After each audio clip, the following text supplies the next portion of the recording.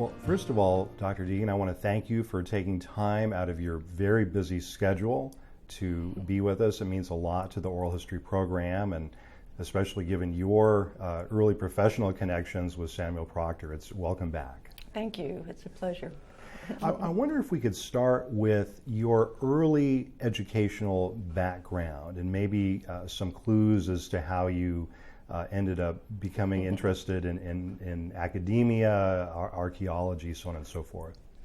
Well, I am from a Navy family. My dad was a Navy meteorologist, and we moved every 2 years, so I went to 23 schools before I started college.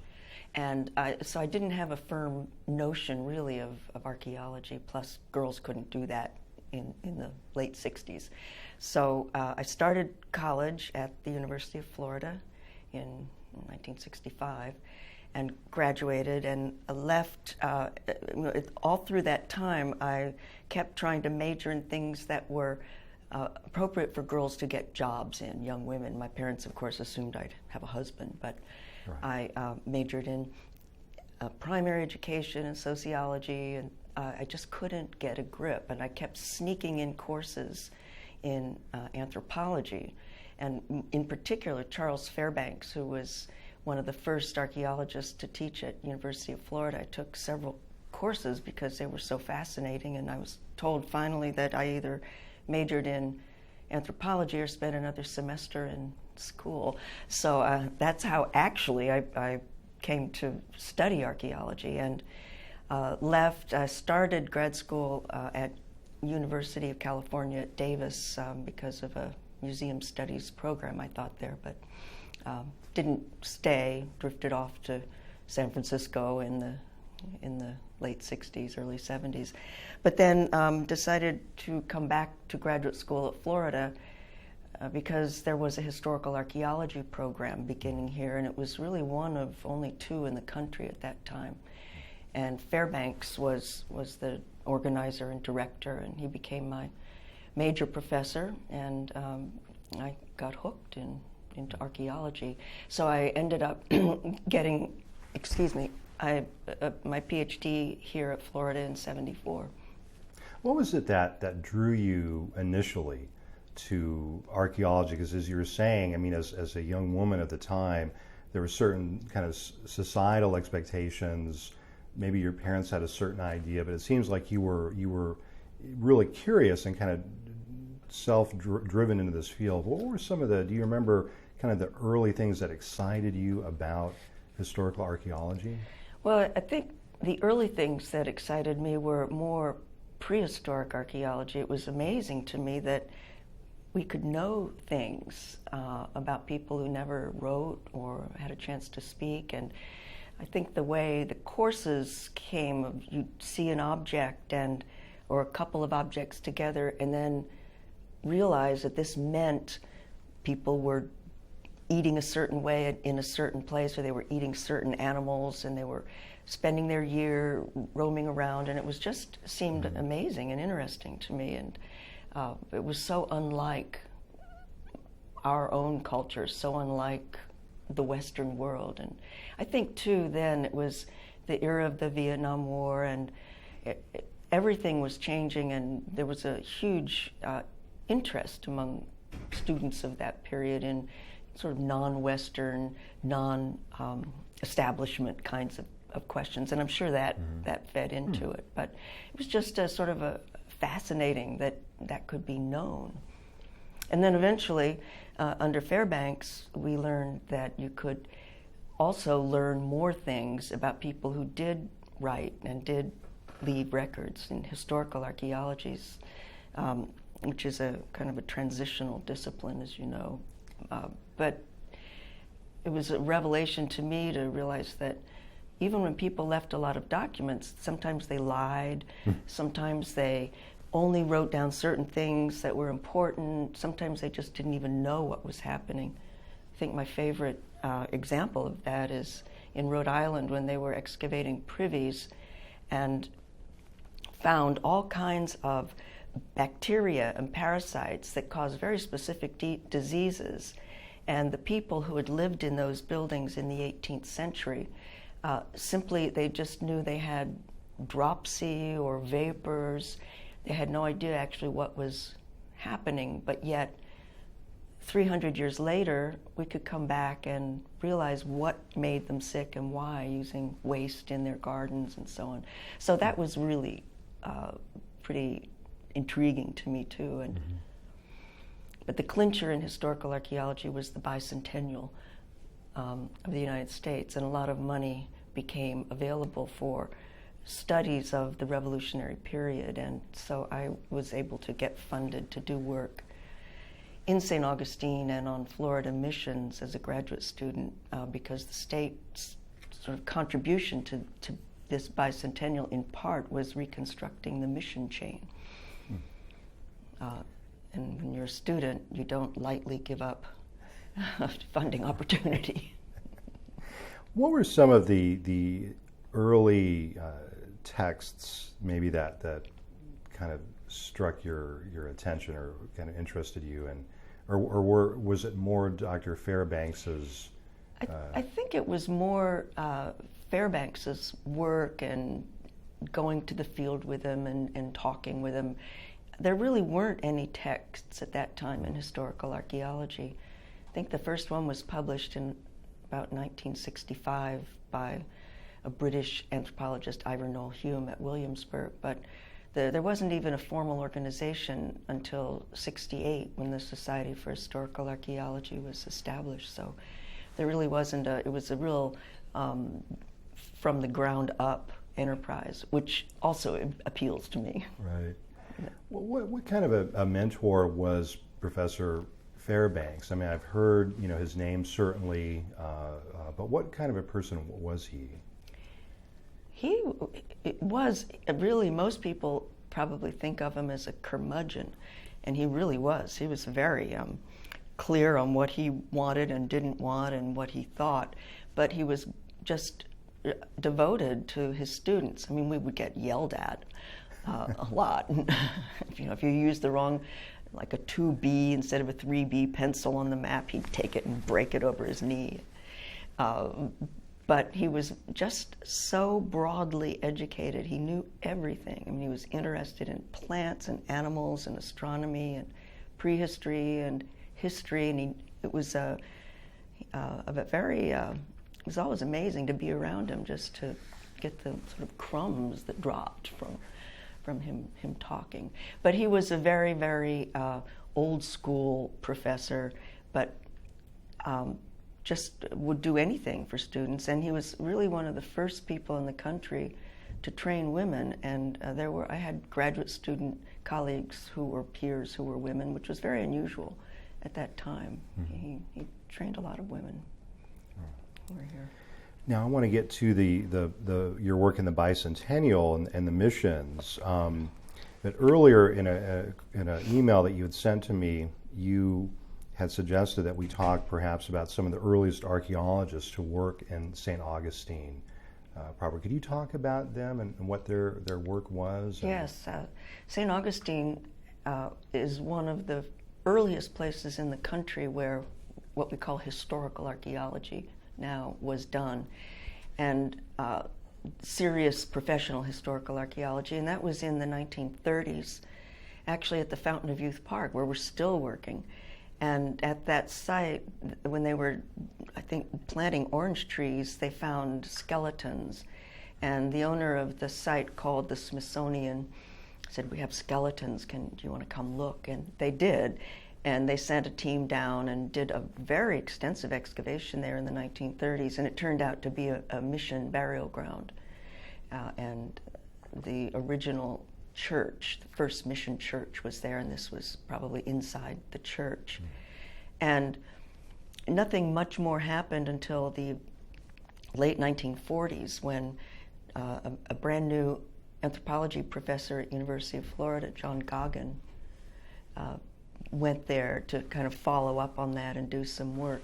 And that's a funny story, really, because I did a paper recently on Goggin and St. Augustine that the owner of the site, William Fraser, was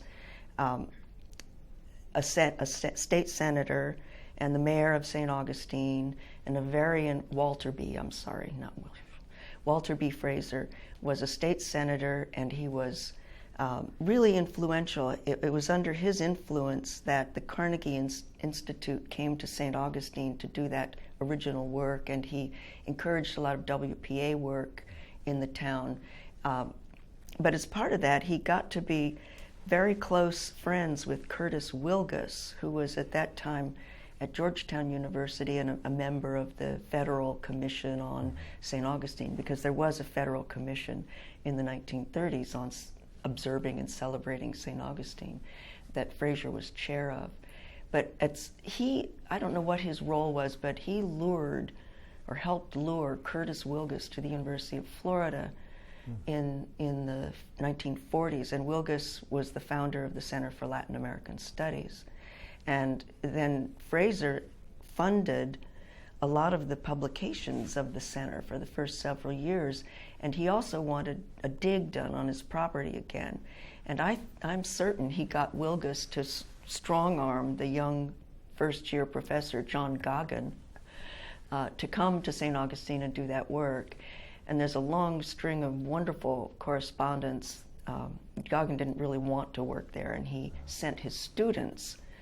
And there's a whole string of papers that's a whole other story about the development of historical archaeology that began there. But Deagan, to make a long story short, did start working there and worked there into the 50s, and he was really got hooked, I think, eventually. And after that, John Griffin, who was head of the Florida Park Service, the first sort of professional park archaeologist in the state, lived there, and he did work in St. Augustine at that time in collaboration with the other third historical archaeologist in the state, Hale Smith, who was the first anthropologist at Florida State University. And the three of them worked at the oldest house, and they worked on Native American sites around St. Augustine and in that area. And that was during the late 40s and 50s as well. So they really sort of established the groundwork, working on missions. And that, when they stopped working, it just sort of ended until the 1960s, when the Restoration Commission was formed, partly leading up to the bicentennial. And Bob Steinbach was the archaeologist. Hale Smith was working there at the time at the Arrivas House in the 60s, and Bob Steinbach was his graduate student. And Bob came along as the graduate student assistant and just stayed. And he did a lot of work and then became the archaeologist for the Restoration Commission and then the Preservation Board, and administered a lot of the funds for these, both the 400th anniversary of St. Augustine, which was the big event, and also the probably 5 years later, the money from the bicentennial program, which is where I came in. And I've been working there ever since. Wow. So it sounds like from the very beginning, or at least the modern era of historical archaeology, that University of Florida faculty have been involved in one way or the other. Absolutely. The only short period when the University of Florida was not involved were the years in the 60s when Hale Smith was working there from Florida State, and the years that I taught at FSU were 8 years. But I continued the work in St. Augustine that had begun at the University of Florida through the FSU years. Wow.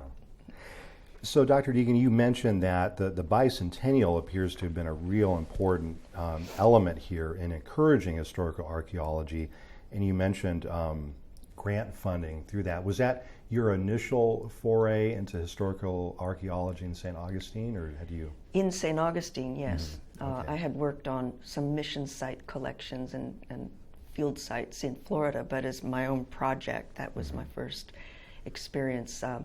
There was funding to look at, and I'm not certain, it was federal. Jan Matthews can probably tell you better than I, but it was the federal matching grant historic preservation funds through the state, and they funded work at the National Greek Orthodox Shrine in part, which was a British period Menorcan building, and the Greek church, of course, also funded that. And the de Burgo Pellissier House was funded and excavated and built during that period as a bicentennial project. And Fairbanks was mostly interested in the British period, in the Menorcans also.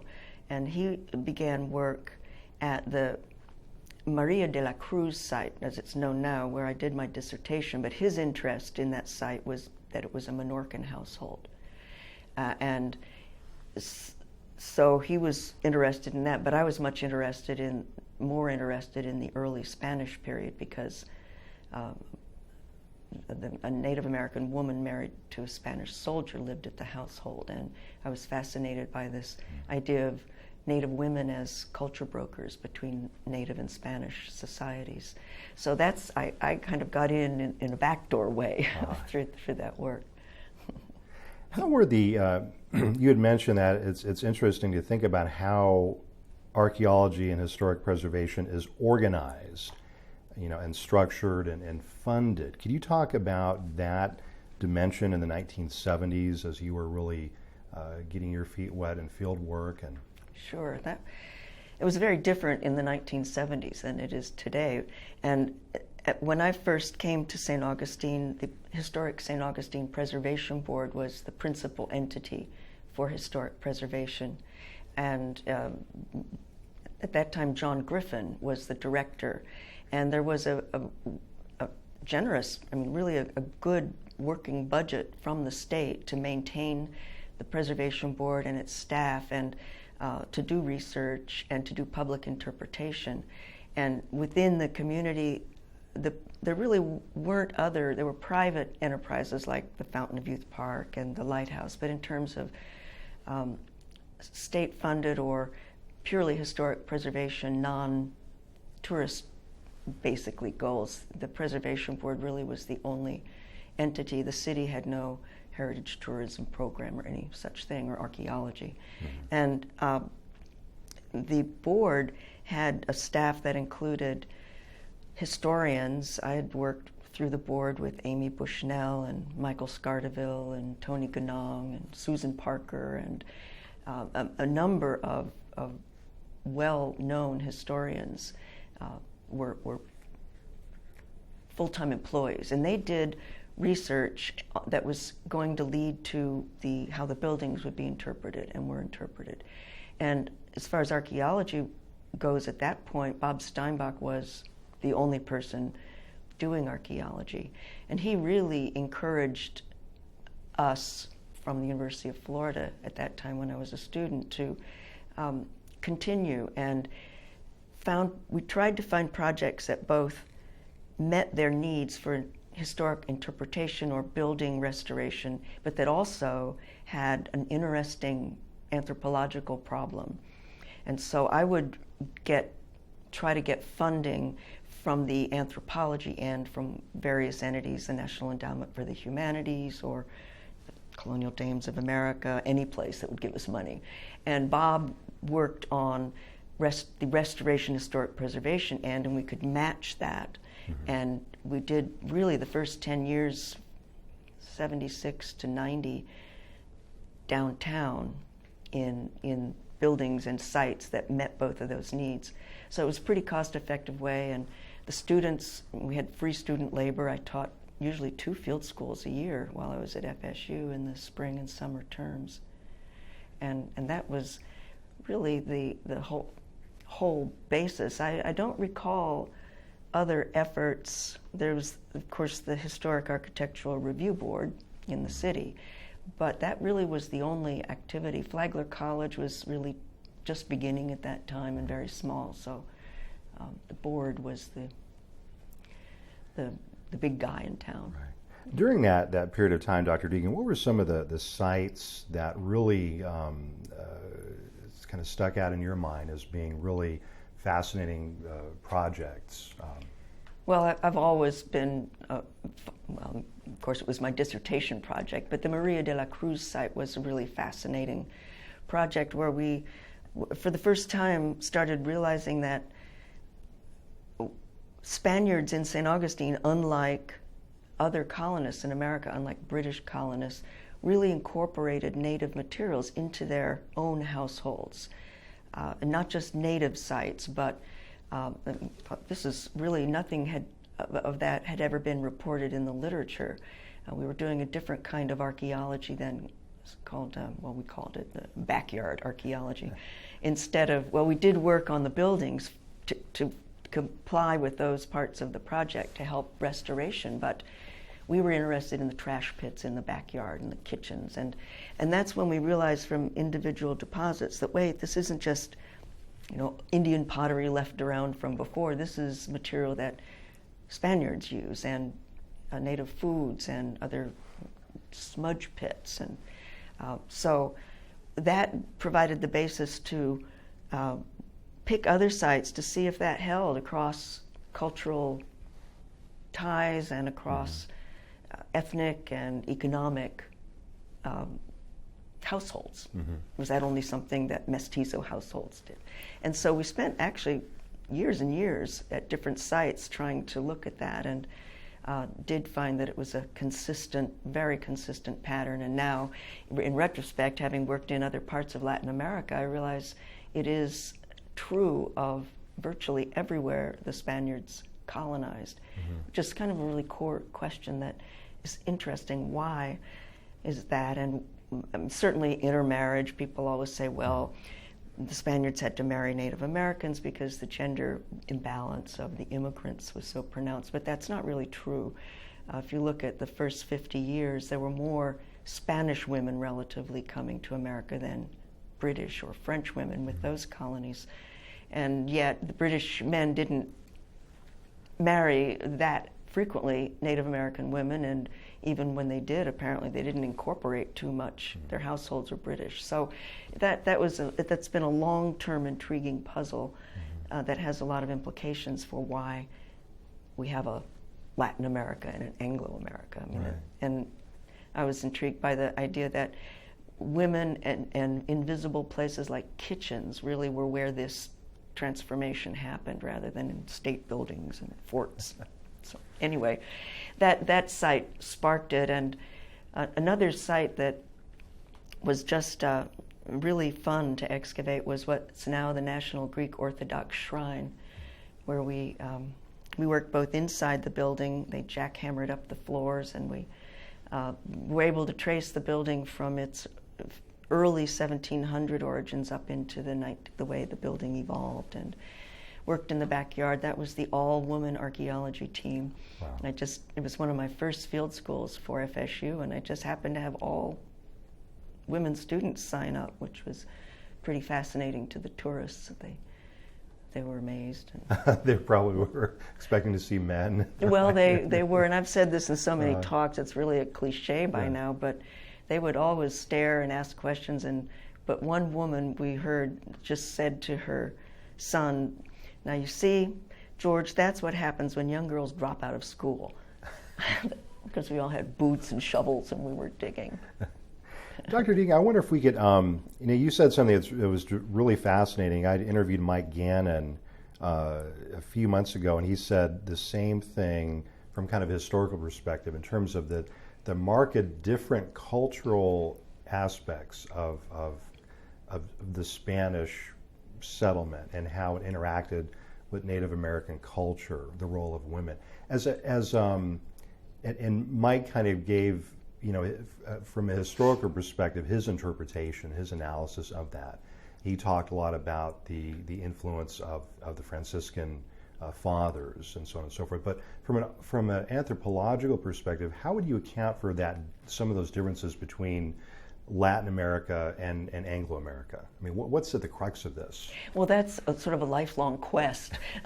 But the hypotheses people have suggested, and they seem really reasonable to me, was a combination of certainly Catholicism, because the church had no impediment or no problem with interracial marriages.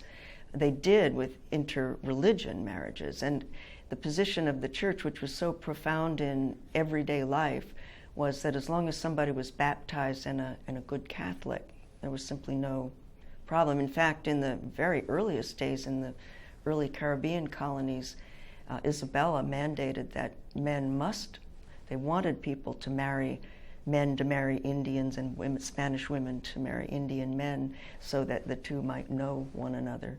And so that, and perhaps it's been suggested that the centuries and centuries of convivencia in the Iberian Peninsula, of living with Muslims, Jews, Catholics, people from North Africa, kind of developed a sense of acceptance of diversity that that didn't develop in the Northern European world, where there really was, it was pretty homogeneous, anybody who didn't look like everyone else was an other, but that wasn't really necessarily true in the Iberian Peninsula. That and probably the very clear Spanish governmental principles about Native people, where they fit into the scheme of things. For example, Native leaders were of much higher rank than Spaniards, who were commoners, and they were all through Latin America, and there was a lot of intermarriage originally between the conquistadors and the Native rulers. So there was, I think, rank and religion outweighed race in a way that we just don't see in Anglo-America. Although that's simplistic, I'm sure it's a much more complicated. Well, it's interesting that you raised it, because again, Mike Gannon really spoke and really said the same thing about the Spanish period. In fact, he lamented that American historians and American culture in general hadn't really learned the lessons from St. Augustine that it could have, and instead seemed to trend more towards a place like Jamestown, where he said there's really much less of value to be learned. And Mike, of course, has the famous quip that when Jamestown was founded, St. Augustine was up for urban renewal. Renewal, right, exactly. It's a wonderful quote. And Mike has influenced me greatly over the years. He was on my graduate committee, and I've known him since that time and worked with him as a historian since then. But I think he's correct, and it's never been very popular to acknowledge the church and religion in shaping a lot of these patterns. But I think he's on target there. Yeah. Well, here's a question that just occurred to me, because you're doing this amazing work in both interdisciplinary, but also you have always been kind of challenging the academic understandings of things, including race. And you're working in St. Augustine at a time when a lot of social things are happening there. I mean, there's the backdrop is the civil rights movement, so on and so forth. I mean, how much of that had an impact on your development as a scholar? I'd like to say, I was immersed in it and it really directed me, but I don't think that the local conditions and the sort of the worst of the turmoil of the civil rights movement was settled before I got there. But at that time, as a graduate student and a young professor, I was really sort of looking outward at sort of cross-cultural comparative issues. Although that situation did become critical later when we began working at the site of Fort Mosaic, and there was quite a bit of local dismay in a sense. Why? There was a sense that we were doing revisionist history, and people didn't want to have the free black settlement there. It wasn't something that we needed to really be concerned about. There were two people I know went before the city commission to complain, and Jane Landers was accused of falsifying documents, and I was accused of planting things on the site. That went on there's in the archives of the St. Augustine record, you can see this, and gradually that ended when the Fort Mosaic Historical Society was established. And now, I think that project had a lot to do with true integration in St. Augustine. But that was much later. That was the 80s. But at that point, a lot of white and black residents became fascinated with that notion and joined together in the Fort Mosaic Historical Society. And I can't think of another organization in St. Augustine that is so effortlessly integrated. Uh-huh. And that really kind of affected my thinking too about How so? cultural diversity and integration. I started myself paying much more attention to African contributions to that melange that's Latin America and even St. Augustine, with the help of Jane Landers, who was a student. And so did Jane kind of precede you into that? Well, we hired her because she was working on her dissertation on second Spanish period St. Augustine Black Society in the later 18th century. And she became the historian for the Fort Mosaic project and went to Spain and got archives. And she did sort of push me in that direction. You know, it was archaeology has always said that African American sites are about people without voices, people without a written history, and because no one ever wrote anything down and they couldn't. And Jane found documents that no one had looked for because of that assumption, but there were detailed censuses and letters written by people from Fort Mosaic, and there was a lot of history, but it had never specifically been looked for. And in that case, I sort of pridefully thought that, well, maybe archaeology is driving the direction of history in this case, when it had always been the other way around. But once she got into that, then I started realizing, yes, we've been missing an element here. It's really a three-culture, a tricultural engagement, not just Spaniards and Indians. Well, what were some of the when you first when the site when you first started working the Fort Mosaic site? What were some of the early kind of intriguing things that you were finding or beginning to see as maybe distinctive from the town proper? Well, I have to say, from an archaeological perspective, there's very little that would distinguish that site from other non-elite sites in the town, which was a very interesting insight. I mean, we worked there expecting to find a different way of building houses and eating food and living on the landscape because they were black or African, and many of them were from Africa, not African Americans. They were Africans, and but we really didn't. They had the same food resources available to them, and in the kinds of things archaeologists see, we couldn't distinguish that from, say, a Spanish private's home in St. Augustine in terms of food, shelter.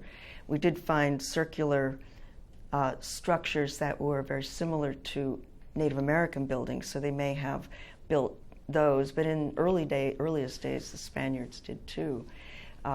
But that said, I'm certain that we just don't recognize the grammar of how people use things.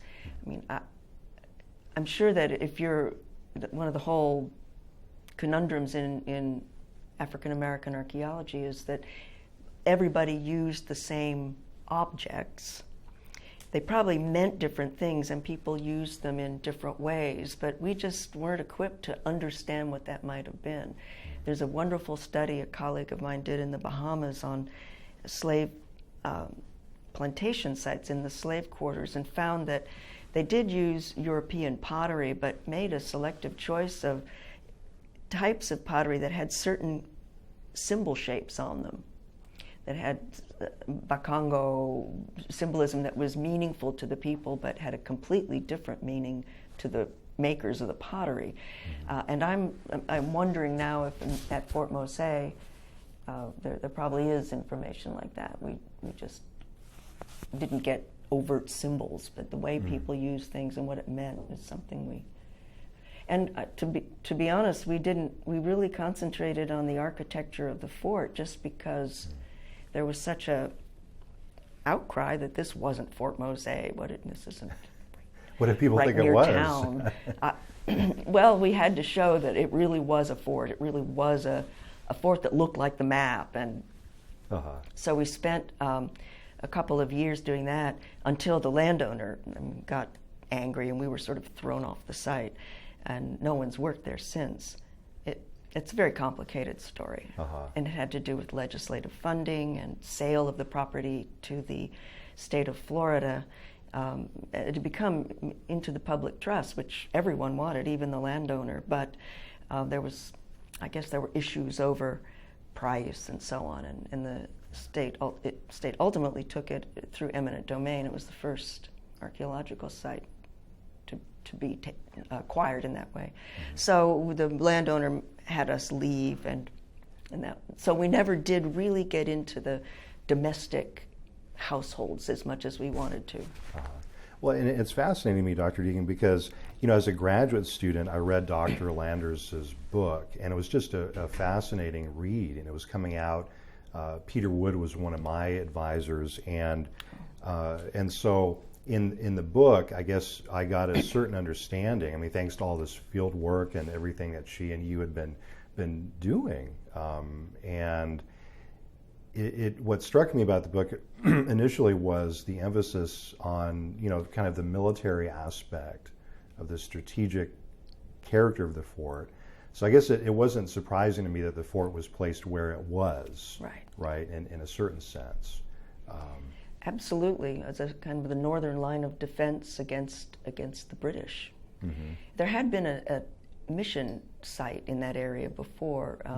Appalachia Indian refugee group had settled there, but that didn't last too long. So the site wasn't just out in the jungle or out in the wilderness. There had been a settlement in that area before Fort Mosaic, but it was a very strategic defensive location. Mm-hmm. And well, it's been taken now. I mean, it's become such an icon for African American history. Really out throughout the country.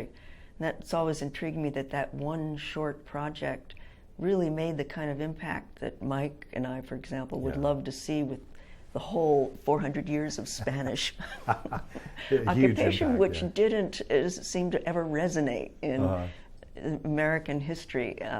But the Fort Mosaic project did.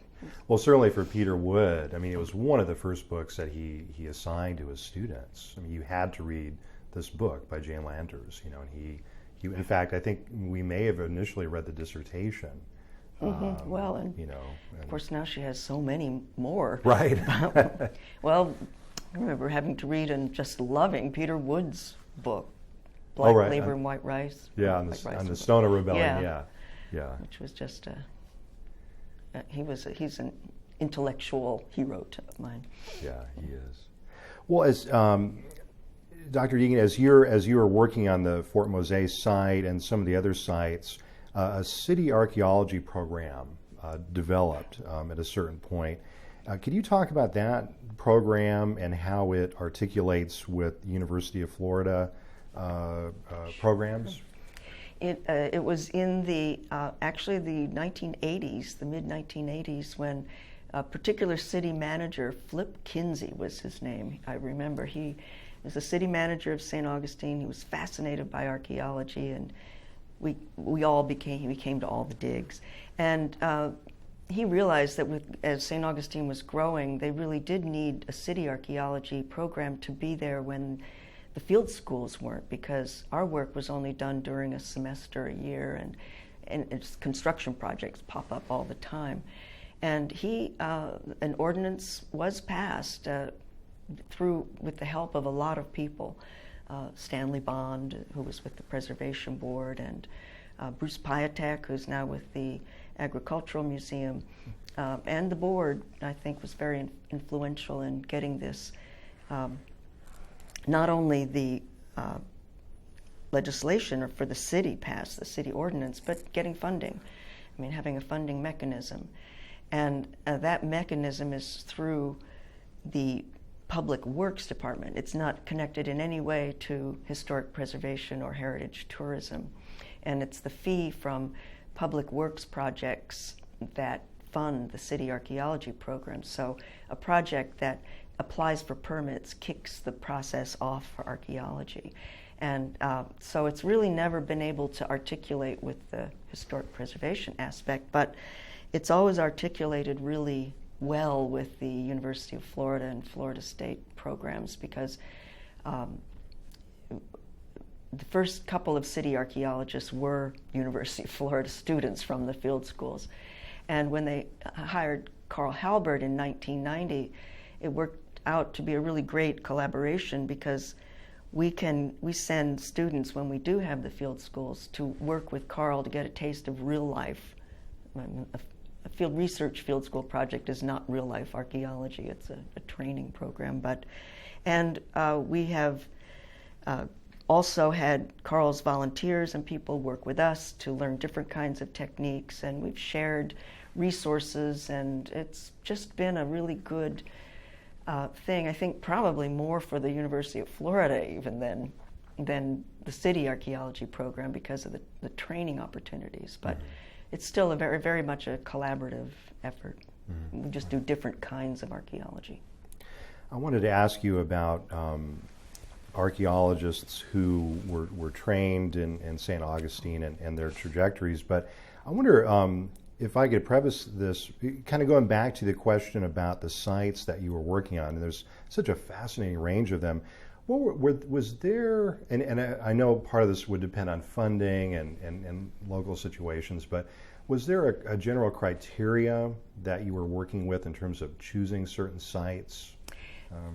There was. We in order to get grant funding, we had problems that we were interested in finding out about. Some of them were just interpretation of a certain kind of household, or we were interested for many years, as I mentioned, finding out if this conglomeration, this incorporation of native and Spanish materials was true of everyone in St. Augustine. So we picked households of different sort of economic background and occupational background. So we would find a variety of sites that were appropriate for the problem. And then the first criteria after that would be if the site is going to be developed or disturbed or endangered. And that's where the preservation board, we worked with the board to assign sort of criteria like that. And third, of course, the landowner had to be on board. There must have been some interesting situations there, right? There were, but we've never accepted, with the political issues around Fort Mosaic, ever had a landowner not be excited about having archaeology done. And we've actually gained a lot of volunteers from the landowners. I mean, even when we worked at the Sisters of St. Joseph convent and across the street at what was the Soledad Church and Cemetery, the sisters came out and worked with us, sifting, and they would come out at night after we were gone and pray for the burials. And it was that was before days when burials were not, we just tried to leave them alone. But this was the Spanish parish cemetery. But most of the sites, once we had done the projects on kind of adaptation, those were mostly 18th century sites and 17th century. We wanted to know more about whether this started in the 16th century and or was it something that people in this area gradually learned rather than just starting out with. So we moved back to earlier sites and did a series of those to sort of look at different kinds of assumptions about the original St. Augustine, mostly with NEH funding, but with the same criteria, working with the preservation board and the landowners to figure out which sites were either going to be built on and disturbed, or one that the board especially wanted information for a particular interpretive project. So it was but that was really fascinating and fun because we had no documents to go by, so we really had to be creative. And it sounds like there were so many archaeologists and young scholars who were trained in St. Augustine during that time, and Could you talk about some that maybe that kind of stand out in your mind, people who kind of got their start and went on to other? A lot of, I would say probably 400 or 500 students have gotten field training there, and ones that did dissertations there in particular have gone on. Bonnie McEwen, who's the director of the San Luis program in Tallahassee, and Charlie Ewan, who's now just become a full professor at Eastern Carolina, and a student, Fred Smith, who's at William and Mary, and but a lot of them went on to graduate programs, PhD programs in other areas, and it's really heartening to see Russ Skoranek at University of Santa Clara, and just many have gone on to other schools and are doing their own field schools now. But at national conferences, it's really fun to introduce people, and they'll say, "Oh, Steve Shepard, 75, Dahita Site. Ah, Kate Hoffman, 87, National Guard." It's really kind of a fun reunion that we have there at those meetings. So it sounds like it's been a really tremendous educational value to students and scholars at the University of Florida. And I think it has developed the field school program. It's one of the more rigorous ones just because of the University of Florida's semester program and the way classes are structured. They have to have 12 credits to go, so it's a 70-hour week for me. Not that many, but we're in the field 40 hours a week, and then there are 2 classes, 2 3-hour seminars afterwards, and term papers. So it is a rigorous program, and most places have not been able to afford that. And Florida, over the years, has supported that kind of training, which is good. And I get good feedback from employers and other departments. That's great. Well, I may ask Jan to help me articulate this question in case I botch it, but we'd had from the perspective of someone who walks into a place like Government House for the first time, and they're a person who really wants to learn, the archaeology and the history of that really important place. I mean, how do you explain that to a first time? I mean, say someone who's just, maybe they're doing a tour and they just came from, the low country plantations or even Jamestown, and they're used to a certain kind of explanation for how a town and settlement grows in Anglo America. I mean, how do you explain the Government House to a first time person who's coming from that perspective, who may lack the knowledge of it? Well, that's really the crux of the exhibit that we're trying to develop too. But I think the important thing would be to let people know they are standing in the center of the oldest European settlement in America, or North America, and let them know you're not in Jamestown anymore. This is different, and we're going to tell you all the things that happened that you probably didn't know about St. Augustine and why it was here. It was a haven for shipwreck victims, and it guarded the treasure fleets from gold. It was a huge chain of missions, Franciscan missions. I think hitting people right away with the fact that they are in the place, the center, the heartbeat of this huge enterprise that they probably don't know very much about, and let them know what some of the really interesting sort of wow items are before trying to draw them into a explanation, a detailed historical chronology or explanation. But I think that the keys are that it's the first, that they are on the spot. I think that means so much. The place, the sense of place, of being part of it, and the excitement of learning something. They're in a spot that isn't anything like what they thought American history was. I mean, if you were in a museum context, you'd say, "So you think you know American history?" Or "So you're not in Jamestown anymore?" Or "Did you know that?" And particularly if people can come into Government House and interact with the either physically or electronically or in the written word or spoken with some of these questions. What do you think? Did you know? That's really that's sort of the core concept in an exhibit, to make people engage and draw into them. But I think that it's important to know that this city, this plaza, the way this city is something that's been in Columbus.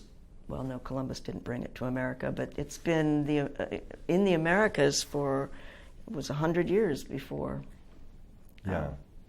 Well, and it strikes me that else. one of the, as you're articulating this, Dr. Deagan, that I remember when I first went to Jamestown, but even Colonial Williamsburg, and things have changed over the years, but the initial narrative that a tourist would get is like these heroic individuals in the wilderness, and there's the Thanksgiving narrative, but that's just kind of frosting, right? But the real narrative up there seemed to have always been, what did the Europeans bring with them? What did they do in their struggle for survival? And everything else was external. There wasn't any, there was certainly no missions to kind of point to. Right.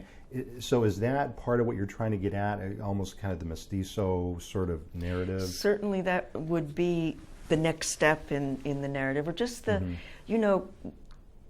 the issues that Jamestown and some of those, the sort of North American cherished myths or ideology involves individuality and struggling, overcoming obstacles, being pioneers, making do with what you have and building something out of it.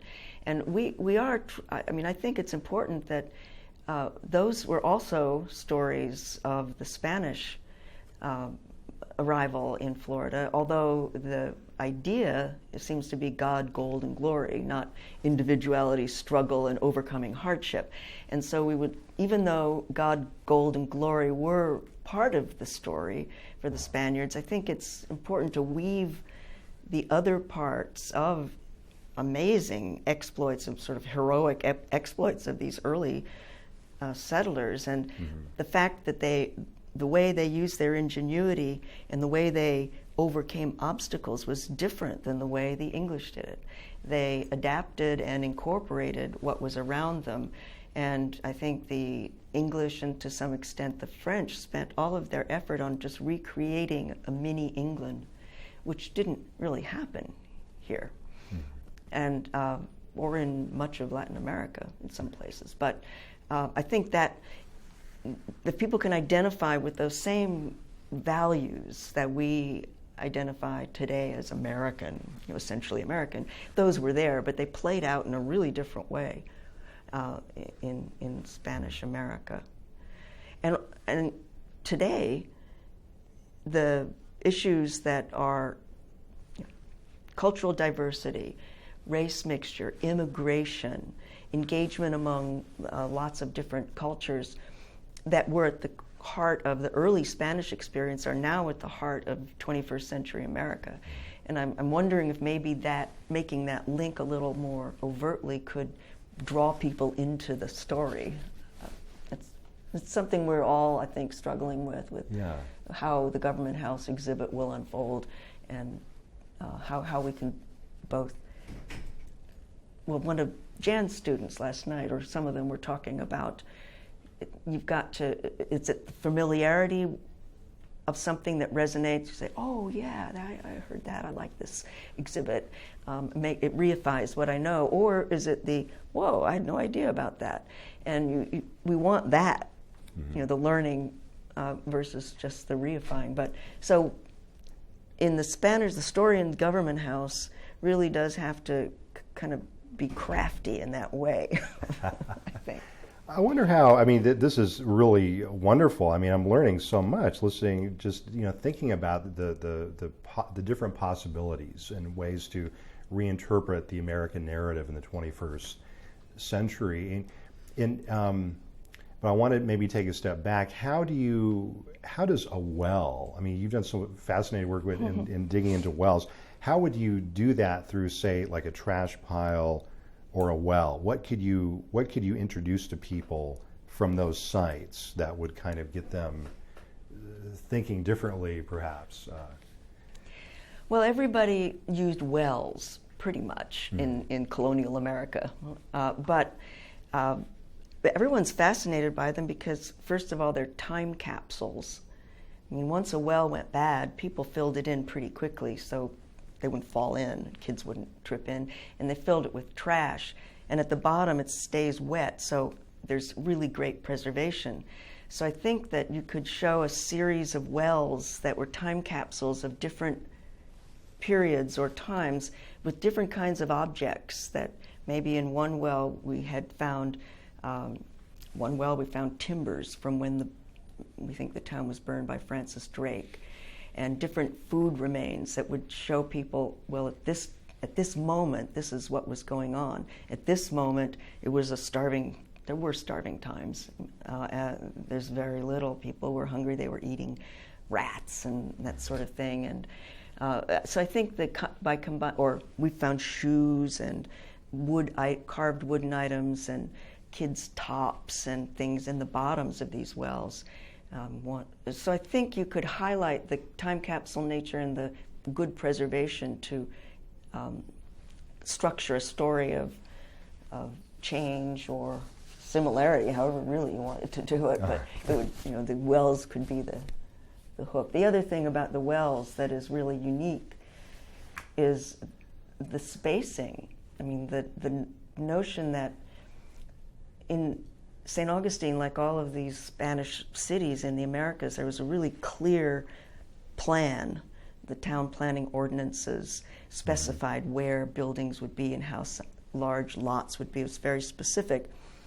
I don't think they say anything about wells, but we have found that they occur so predictably in relation to street lines in St. Augustine that they're usually 12 to 15 meters back from a curb line, and in those intervals along a given block. And remember, at one site, we was just trying to explain this to the students, that it was a notion of spatial symmetry, of order, of regularity that Spanish settlers imposed on the landscape when they came in.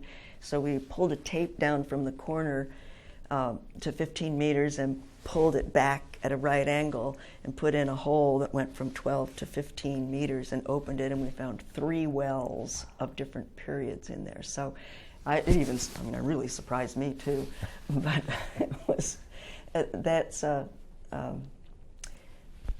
another thing, that's that hierarchy, regularity of Spanish settlements, way before really the Enlightenment era.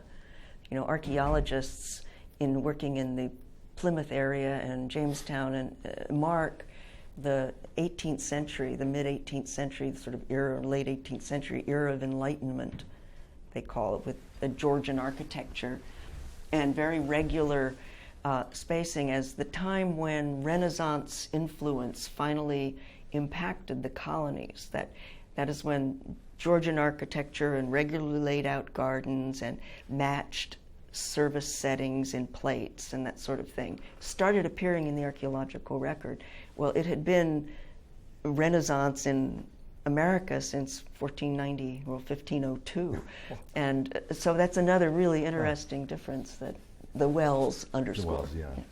You had, you've excavated scores of wells, of course, and there were a couple at the Menendez Site. What was distinctive? Yes. What was so distinctive about those wells? Well, for one thing, that the Menendez Site, which we now know as the original 1565 encampment of St. Augustine, we had begun working there thinking it was maybe a historic era Native American settlement. That's why we started working there. We thought, in fact, one of the students wrote a master's thesis on the site, an eastern Timucua town in coastal Florida, before we realized that this was the site. And the well was what made us turn around and rethink this.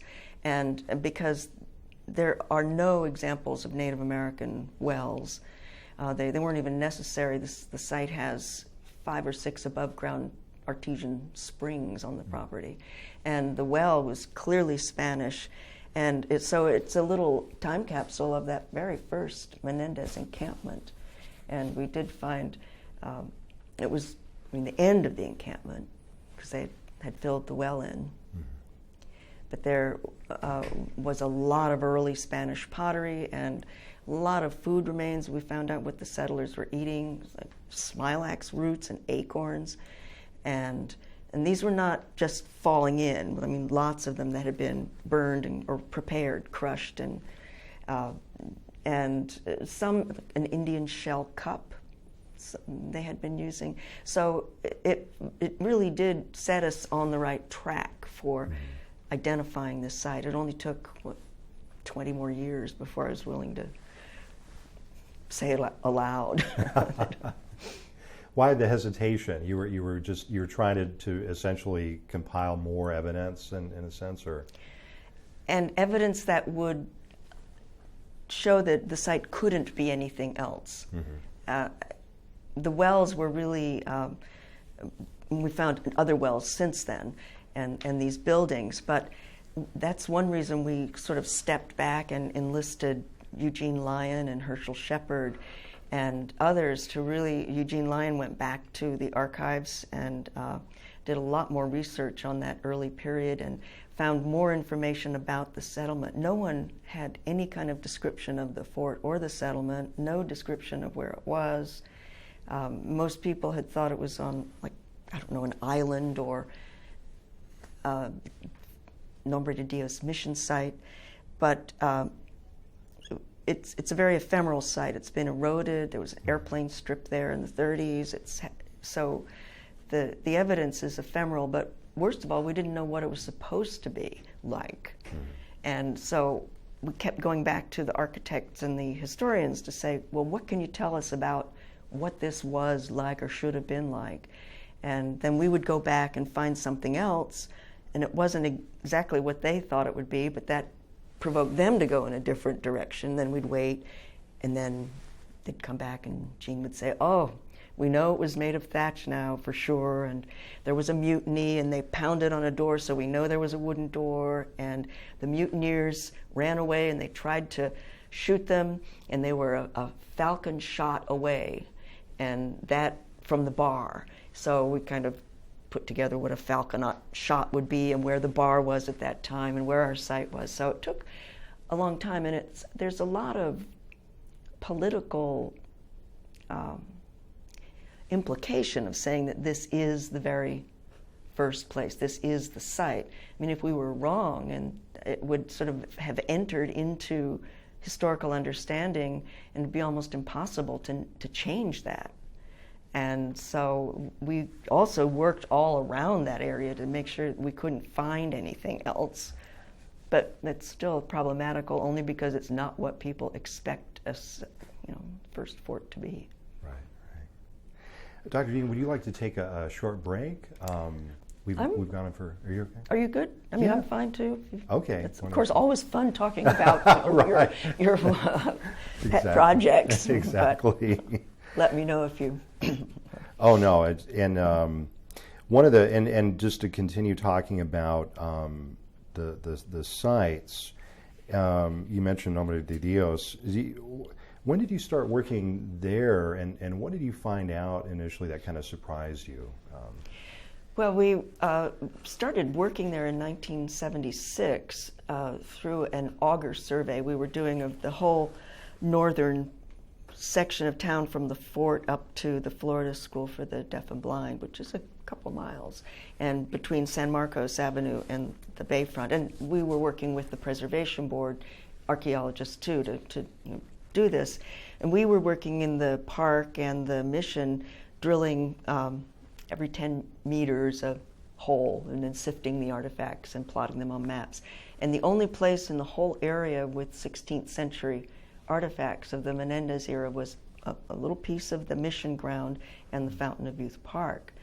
So that's what led us to start opening the sites. As I mentioned, John Goggin had been there working on those sites in the 50s and didn't imply or suggest that there had been a Spanish presence there. They thought it was an Indian site too. So we thought, well, we'll look at the 16th century native people. But once we began work there at the mission site, we found a moat, which immediately caused us to think that, oh, the encampment is at the Fountain of Youth Park site, and the fort must be separate and at the Mission of Nombre de Dios site. But in the subsequent years since then, we've done a lot of work there. A lot of field schools have been at the mission site. It seems that that is not, it's just a stretch of a ditch that doesn't go around anything. It just ends, and there is no, it doesn't protect anything. We assumed there's a ditch, it's a moat, it's protecting something. And we're still puzzled about what that is, and we've opened up a huge portion of the site to the south and to the north. Right now it looks as though the ditch may well have been associated with a blockhouse that Menendez put there in 1567 at Old St. Augustine.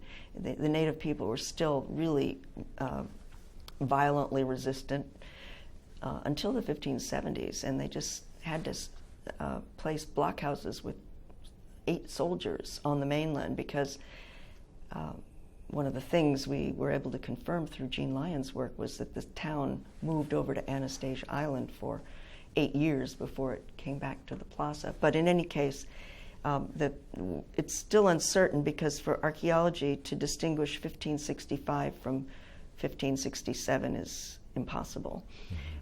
But we do know that there was a presence there of a lime burning site. It's the only 16th century lime kiln in North America that's been excavated right there on the site. The moat may have protected that, but at the moment it's definitely a 16th century occupation, and we're thinking it was either the first area of encampment. The documents say that people came ashore, Menendez sent the people ashore, and the men dug a hasty entrenchment to protect things while I was looking for a better site for a fort. It's conceivable that that's what that represents. But then we know he also left a blockhouse there after they abandoned the original settlement, and it could be that or it could be both. So we're hoping to continue. There's always more questions than answers. But both of those sites are in some way connected with the Menendez settlement, and the part at the Fountain of Youth Park is clearly the residential area. It's interesting thinking about this, how often personal intersects with the scholarly, and Janet had mentioned to me that you had found Mike Gannon's mother's front yard. That's right. It unearthed children's toys. Can you talk about that? They weren't, unfortunately, Mike's toys as a kid, but they were. Right. We found 18th century toys. That site where Mike's mom lived and he grew up was in the 18th and probably 17th century the home of the sergeant major of the colony, and that he was the second Nicolas Ponce de Leon. He was second in command behind the governor of the whole colony, and so it was a wealthy site. And we found, for example, in an 18th century well, we think it's a set of gaming pieces because there were 6 made out of local pottery. There were 6 circles. They were about 3 inches across, just circles like a checker piece. We found a set of them with unglazed pottery and another set of pottery green glazed, as though someone had made a set of gaming pieces out of local pottery. We found baby thimbles that little girls must have, just tiny thimble for teaching children to sew. My favorite was a bug made of gold and copper and brass wire. Not much gold, but it was a twisted, beautiful little dragonfly type bug that surely was made by somebody for a child. And there were children's amulets The Spaniards were very, and still are, committed to this forbidden practice of superstition. The church was not, said, don't rely on the saints and on God, not on these superstitions and amulets. But we find them all over St. Augustine in people's households, particularly the figas, the clenched fist with the thumb that you still see everywhere today in Latin America and Spain, but they were really associated with babies.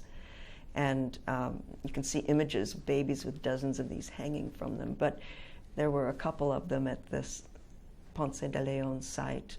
It's fascinating. We, as 21st century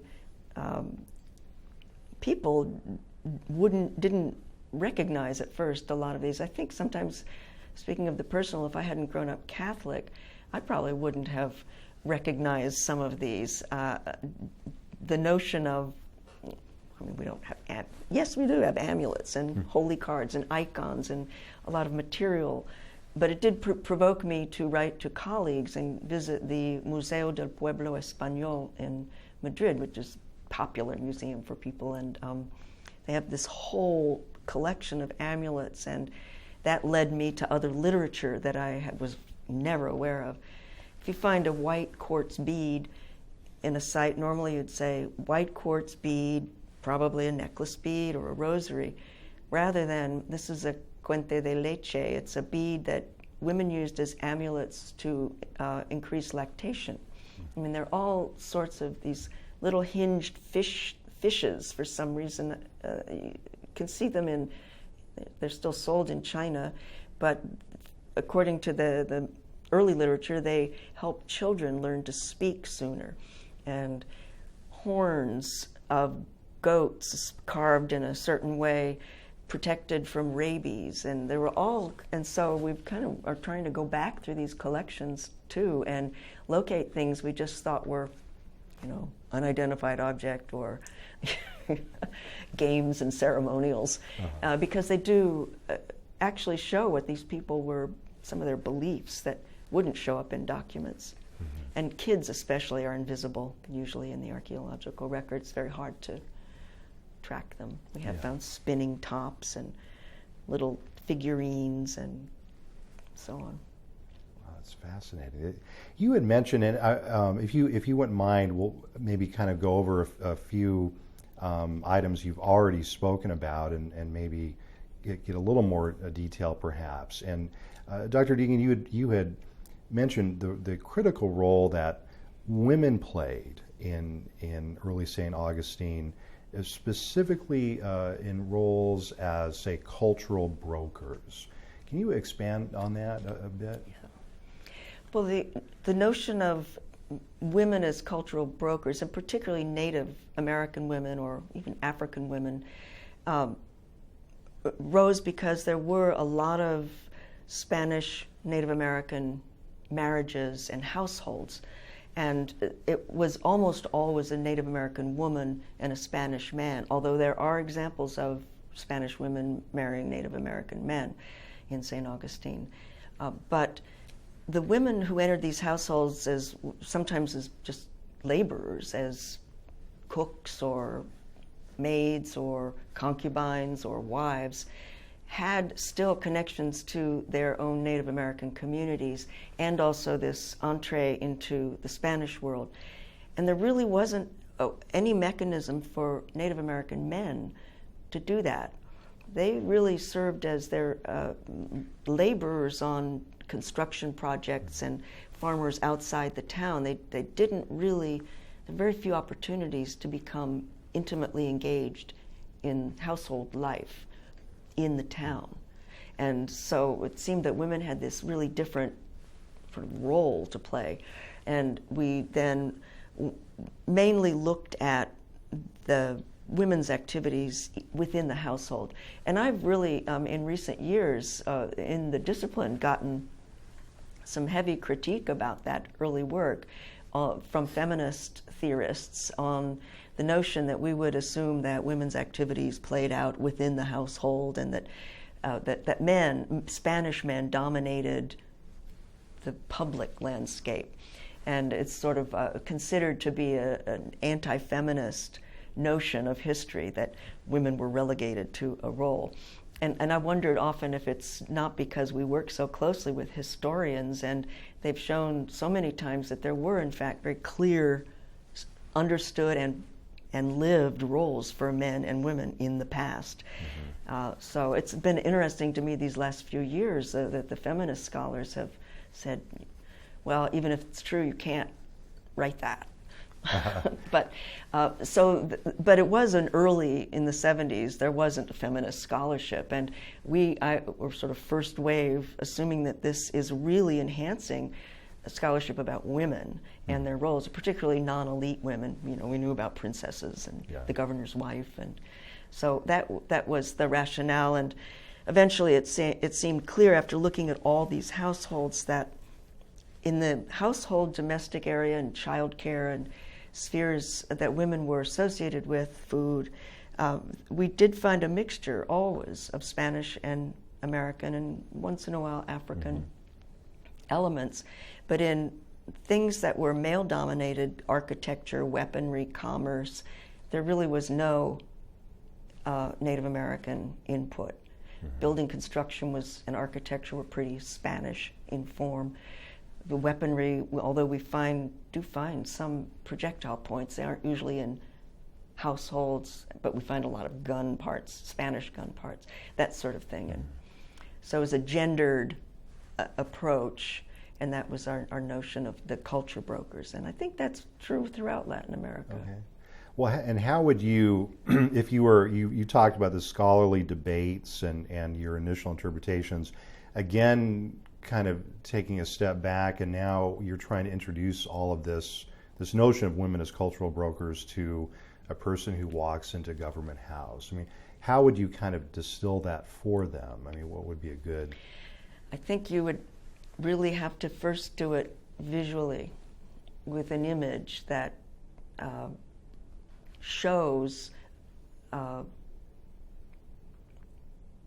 mélange, a woman and an Indian woman, a Spanish man, children, and with in a context with both kinds of objects, and I think that's a more powerful way to begin. And then explain that Native women were the only people with a foot in both cultures when the Spaniards arrived, and they shaped how that culture developed and emerged. But it's not that odd for Spain. I mean, in North Africa, you see the same thing in a way. The local pottery industries and local household items are adopted, but the Portuguese or the Spanish exterior forms are maintained. Kind of a Roman thing. Maybe that's part of the difference, the Roman background, because that happened in Roman colonies as well. Yeah, and it seems something, I mean, you mentioned earlier, I mean, Muslim influences, North African influences, are such a huge part of the Iberian Peninsula. Yeah. It's really, it could harken back to that. I noticed recently that, in fact, my wife and I we're actually traveling to Spain in a couple of weeks, and Lucky you. we're going to the Alhambra site, and I noticed that recently the Spanish government has placed a special emphasis on even taking out some of the later Spanish influence and trying to get back to the earlier, what the Alhambra looked like before it was kind of beginning. So it's interesting how people are. It is very interesting. In Spain itself, we've seen again a celebration, or an observation, the quincentenary, I think, really shifted Spain's approach to its modern archaeological past. It was virtually impossible to get comparative data 25, 30 years ago from Spain on 16th or 17th century household deposit. What did they look like? I mean, because it was simply not considered history or important. The archaeologists just went through right down to medieval, Right. was really the late stuff. Then down, back to Iberian pre-Roman materials, and we couldn't even find museum collections that had excavated materials from Spanish households.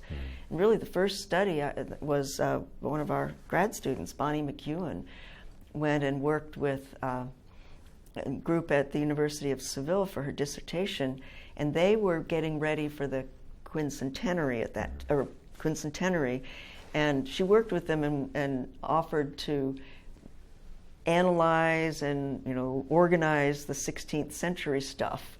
Which I thought, why?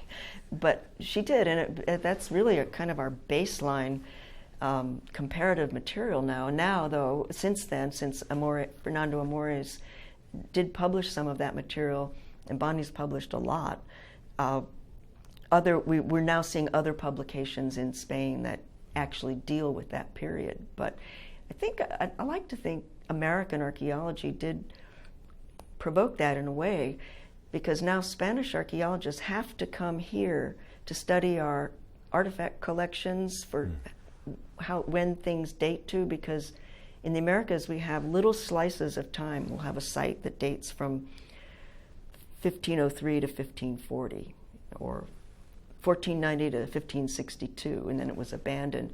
So we know that the objects from that period date to this precise period, yet in Spain they've never worked in that time period, so they don't really know what's 16th versus 17th. So it's a really interesting turnabout colonially. Yeah. Right. Dr. Deagan, you mentioned earlier Francis Drake and the possible burning of St. Augustine. What does it look like? And I remember going to Government House and kind of looking through the fact, and I hadn't realized earlier that this was a town or a settlement that was under a lot of pressure externally, and the idea that someone could come and literally burn down the city. I mean, what does it look like, archaeologically speaking, when you're at a place where someone has literally burned it down? What are the types of markers you see? Well, certainly the soot in the soil stains the soil, and if the site hasn't been graded and cleaned up, you can see that as a narrow band in the soil stratigraphy. And but usually it's in these trash pits and wells where the cleanup took place. And in fact, it was another well at Mike Gannon's mom's house when we found a number of burned building timbers, totally burned, stuffed into a well, with other objects burned that were of that time period. I mean, it has to be the right time period, but if you can kind of match refuse that's been clearly annihilated with a dirt horizon and the right dating artifacts, I think we can say that some of these people didn't usually throw away chair parts and that sort of thing in wells. I mean, usually it was household garbage, but in a cleanup, when everything is broken and just getting cleaned up, like renting one of those dumpsters for your garage, you just throw it all in just to get rid of it, and that's a really different look than features that are trash deposits for daily trash. So we're fairly certain that Francis Drake did actually burn down the Well, there's certainly accounts that describe it very clearly, and the archaeological evidence. I mean, I'm sure the entire town wasn't burnt, but in the south of the plaza, there are several sites that have those markers, and the descriptions are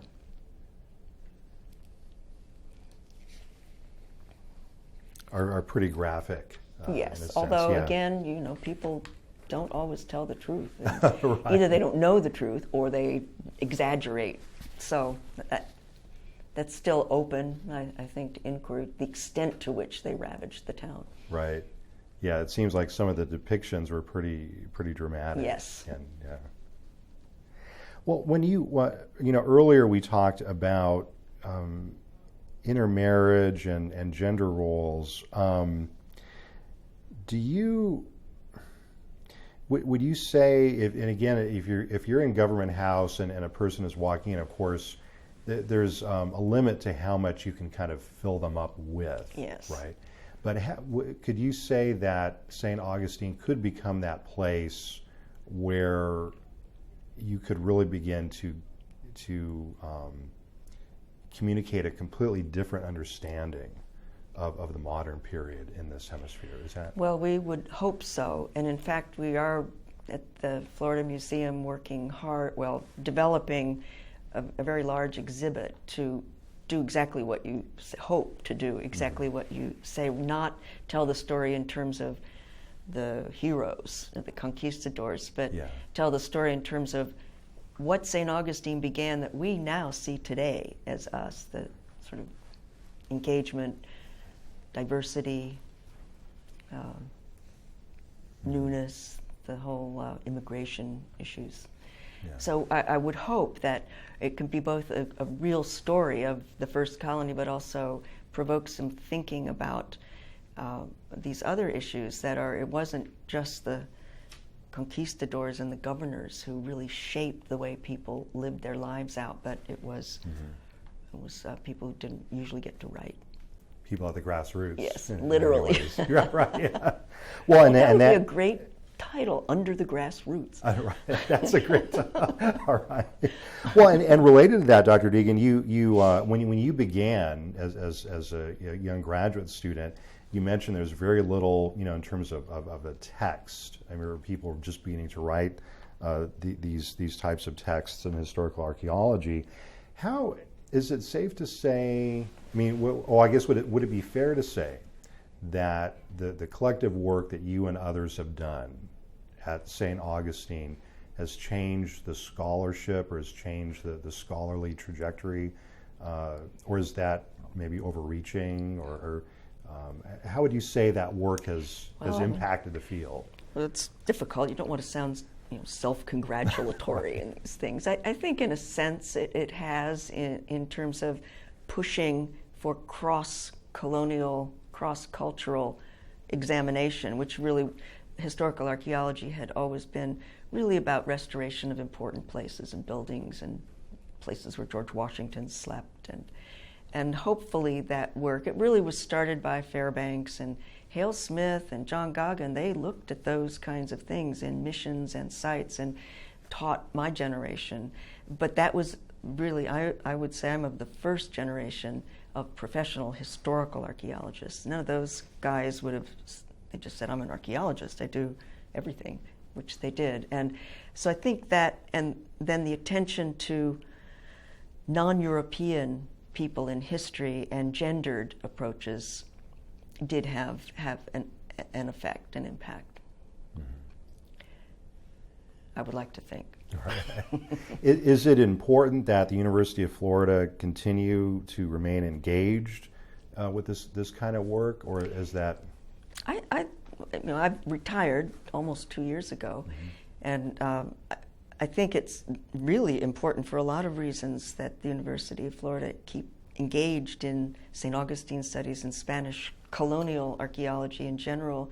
For one thing, we have the largest collection, really probably anywhere, of systematic colonial materials in our collections here, certainly in this hemisphere. And they're well dated and contextualized. People study them a lot. We get a lot of people. But you can't maintain a living, vital collection like a library even without caring for it, adding, eliminating redundancy, encouraging working with scholars and students for that reason. And also, there really isn't any other such program that extends into the Caribbean. And with St. Augustine right here as part of our university now and as a wonderful training opportunity, it just would seem tragic not to take advantage of it in an educational way. And our connections in the Caribbean, we have convenios now with many Spanish Caribbean areas to do work. So, if you mentioned earlier grants and the realities of fundraising. If someone just handed you an unlimited pot of money, how would you carry the project forward at this point? And they just say, "Oh, here's a bunch of money, Dr. Deagan. Do what you want. Do what you want." I think I would probably try, and I've always liked this idea, to have a ongoing research training, sort of a field school, and then a lab session project that could provide support for students from Latin American countries and Caribbean countries to participate. There's no possible, one of the reasons we're one of the only programs in that area is that there's no money for training or research of students or professionals in those areas. And I think as we become more global and less isolated, if it can only help us and our students getting access to those areas. I would love to have a more international Latin American, Spanish colonial program developed. And so I think a lot of student support and travel support would be really critical. We're not going to be allowed to work anywhere after, soon, I think, in other countries unless we do engage in that way. And I would reopen projects in Dominican Republic and Haiti that we have worked on, which really have stopped completely. So I think that's what I'd start out doing. And then every time you do something, it generates a whole new set of agendas you never thought of before. Yeah. Well, the St. George Street excavations, I think, are sort of a shock to most people if they see the images because the city decided to put all the power lines and utilities underground and dug huge trenches about a meter each on each side of St. George Street down to the subsoil. And there was not any formal archaeology done, but archaeologists from the city and from University of Florida, from all over, came and volunteered when they could to at least map the profiles, and a lot of the fronts of buildings on St. George Street of colonial buildings got popped out because the street was much narrower then, and so what was part of the street now used to be the fronts of buildings. But it was done. There are records of that, and it has been documented. I think it was before the time when such a thing would have really caused an outrage, but it was done at night. Students would come out at night and there'd be people with headlamps on doing profiles, soil profiles behind the bulldozers. Stanley Bond mostly, and Bruce Piatek, and our kids who volunteered, people. So that we do know more about the edge of St. George Street from that. And the burials are a very interesting issue. There are so many cemeteries under St. Augustine where we walk every day that I don't think it should disturb anyone. They're shown on maps. It's known for the most part. But really from Charlotte Street over to Avila Street, starting on King Street, going back under the military hospital, is all 16th century burial ground.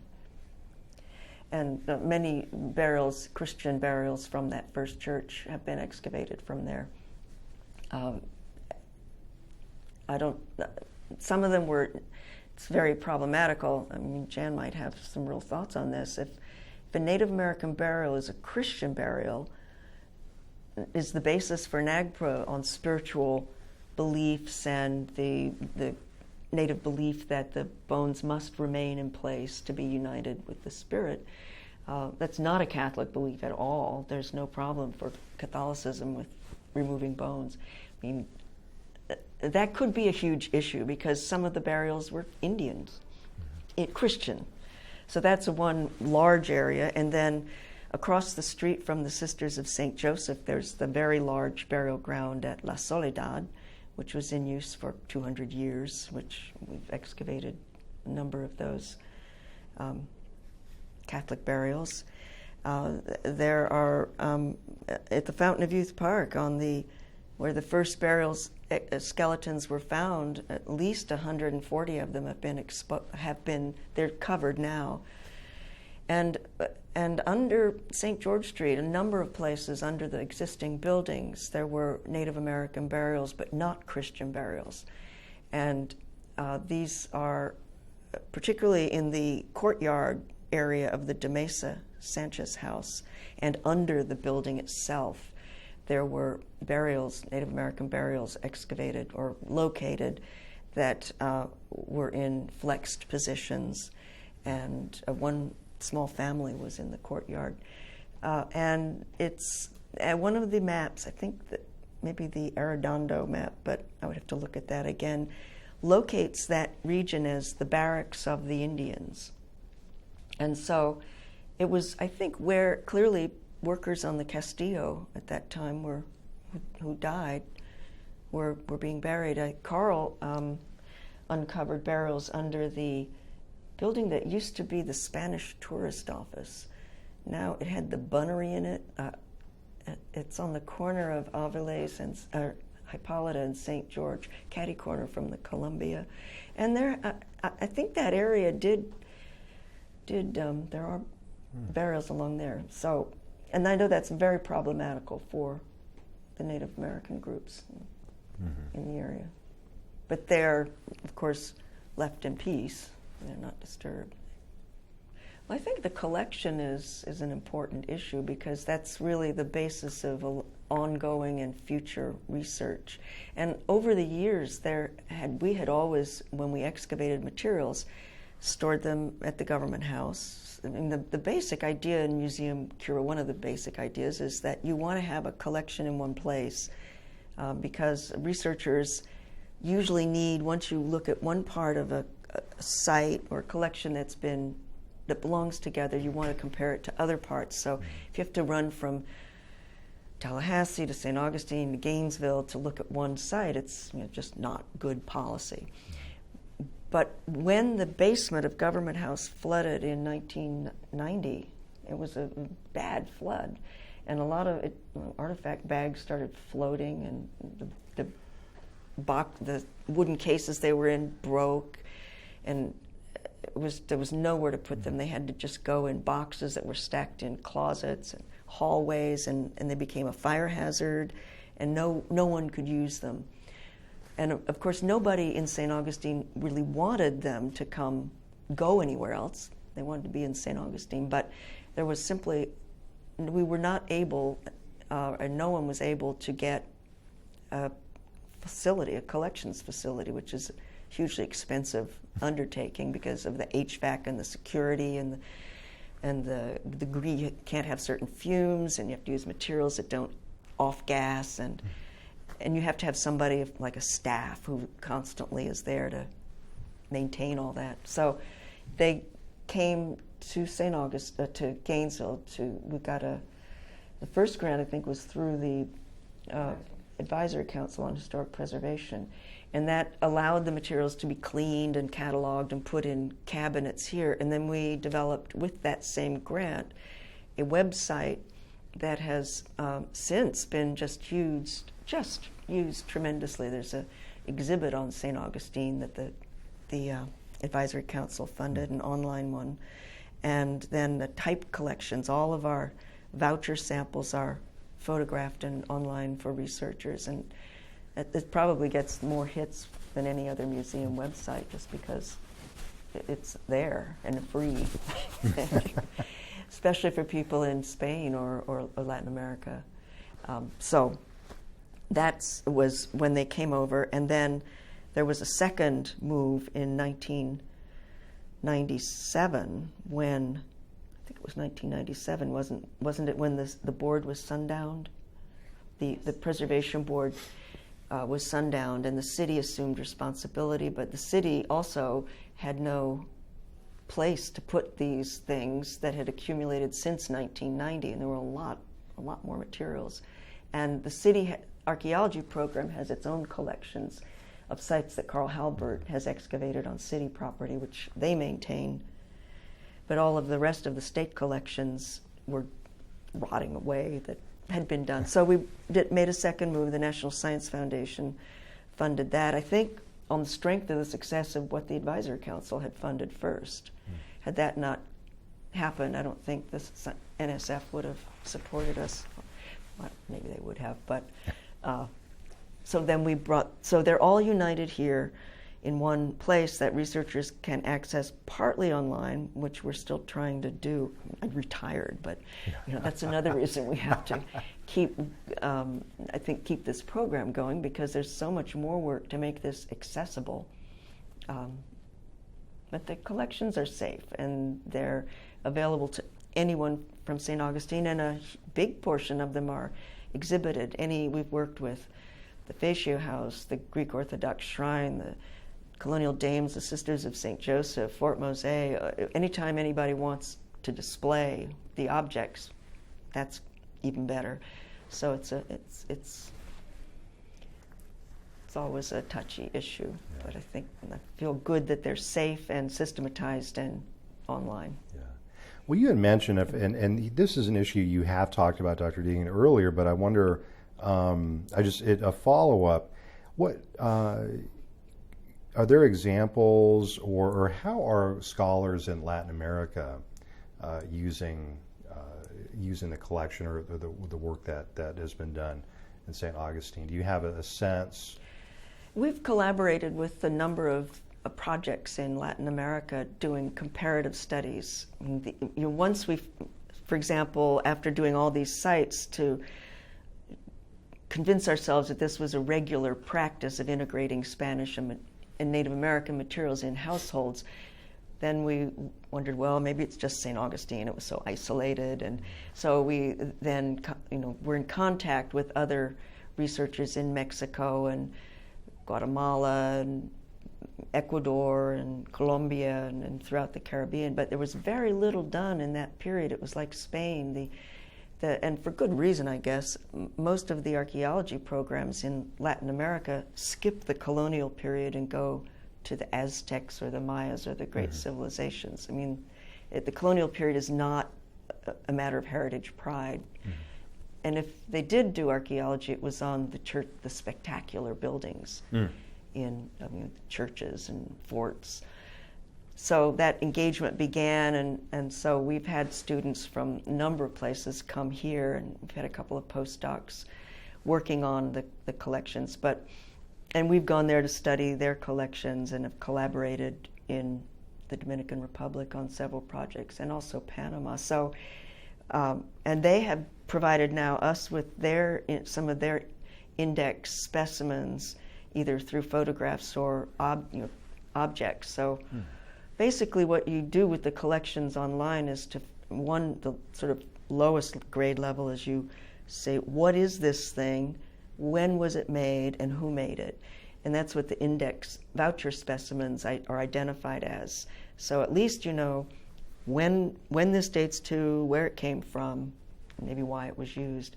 And so from site to site you can start seeing different ways, what different people chose to use when. And is it the same as this other place? And is it similar across these Presidio towns, or in the big cities, did people do this in a completely different way? So that's really it's a global question, this whole issue of why is Latin America and Anglo America. Yeah. So we hope that can continue. Okay. We mentioned a little bit about that with the early archaeology and how Gauguin came to be. But Walter Fraser there was an earlier commission, I think in 1937, to observe and commemorate the Spanish heritage of St. Augustine. And that it was a high-powered commission. I think one Rockefeller was on that, and the head of Voice of America, and a couple of senators, and Fraser and Tigert was on it. And I'm not really sure exactly what it did or what happened, but there are documents of about it. And then the Pan American Union was established when Wilgus came to the University of Florida. And Wilgus and Fraser were really the movers in that, and it was designed to enhance understanding and exchange among Latin America and St. Augustine.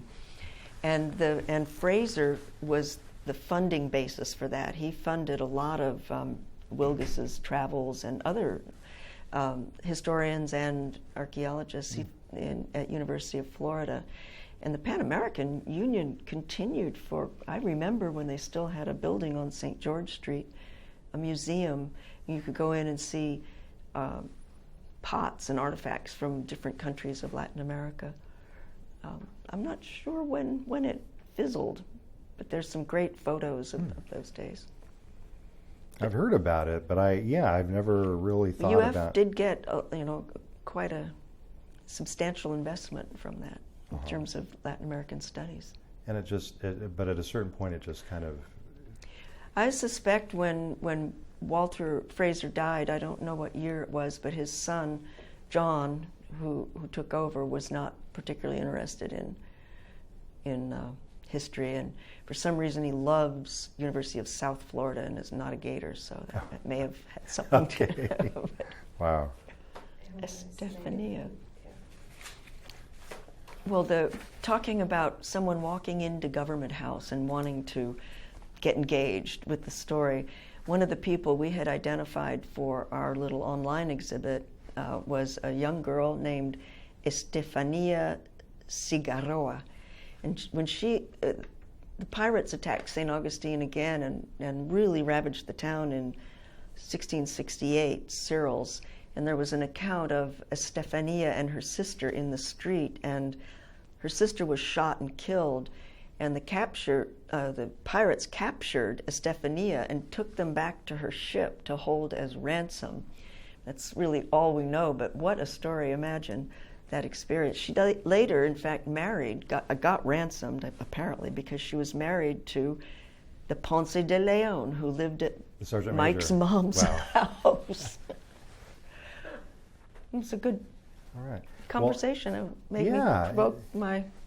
Well, I always ask, though, are there other aspects or elements of your work that we didn't touch upon that you'd like to?